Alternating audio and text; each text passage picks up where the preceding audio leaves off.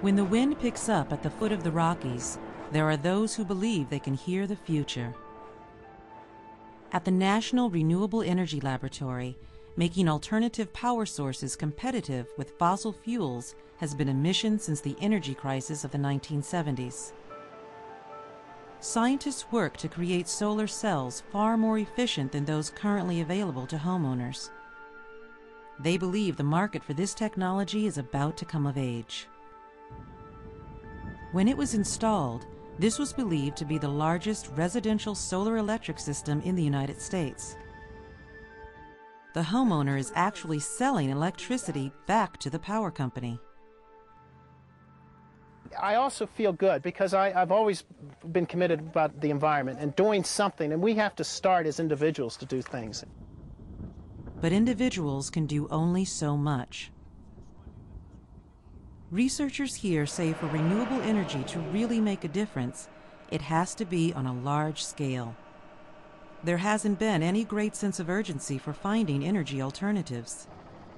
For decades, low gas prices have kept Americans in their cars, usually alone. But a jump in gas prices often spotlights the search for something else to keep all those cars going. What's in there now is material that looks like straw, and it's actually the material that farmers just leave sitting on the ground after they go through and they harvest corn. We're trying to get farmers to collect this material so that we can run it through conversion technology to make new liquid fuels. Since the energy crisis of the 70s, some farmers have been diverting part of their grain harvest to make a fuel called ethanol. But the emphasis now is on the stalks and stubble left on the ground after the harvest. The cellulose that's in here that actually is made up of sugars is something that they can turn into ethanol in the same way that they're currently taking their corn grain and having it turned into fuel-grade ethanol. The National Renewable Energy Lab has a plant that converts harvest leftovers and just about anything else into fuel.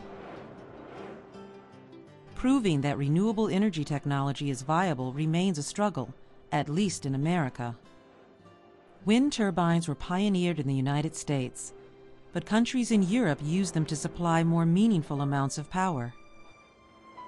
With the current energy situation labeled a crisis, the urgency for finding reliable alternatives to fossil fuels may have arrived, and for renewable energy, the future may be now.